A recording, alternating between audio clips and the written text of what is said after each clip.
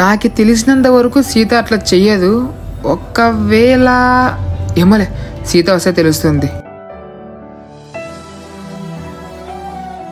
ఏం కాలే. ఏం చేస్తాను ఇక్కడ? నాకు కొంచెం పనుండి అందుకే వచ్చిన. ఏమో ఫాస్ట్ గా చెప్పు, నాకు లంచ్ టైం అయిపోతుంది. నిన్న నీ ఫోన్ ఎందుకు బిజీ వచ్చింది?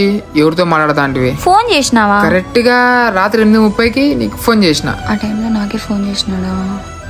నేను ఎవరితోనో మాట్లాడతా, నీకేమి? ఓ, అప్పుడే పెళ్లి సంబంధాలు మాడుకుంటున్నారా? మాట్లాడలేదు కానీ మాట్లాడతా. అదే నువ్వు నా గురించి పట్టించుకునేది వదిలేసినావు కదా. నువ్వు చెప్పింది కరెక్టే, మనకి సెట్ కాదు.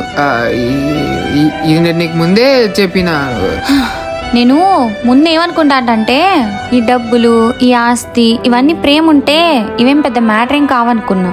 And you know what, it doesn't matter. నీకి నాకి ఏ యాంగిల్లో కూడా సెట్ కాదు కదా. అండ్ థ్యాంక్స్, ఎందుకంటే నీ వల్లే కదా నాకు తెలిసింది. నా వల్లే తెలిసిందా? మంచిది. సరే నువ్వు పెళ్లి చేసుకో, నేనైతే హ్యాపీగానే ఉన్నా, నాకేం ఇబ్బంది లేదు. కుదిరితే నాకు కూడా పెళ్లి కాటి, నేనే నీ పెళ్లికి వస్తా. సరేలే, సరే నేను పోతా. Bye bye.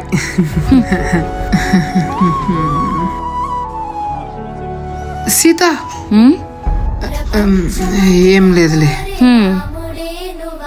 మీకేమనిపిస్తుంది? Sita and Ram love story ఇక్కడితో ముగుస్తుందా? తెలుసుకోవాలి అనుకుంటే ఎపిసోడ్ 7లో చూడండి.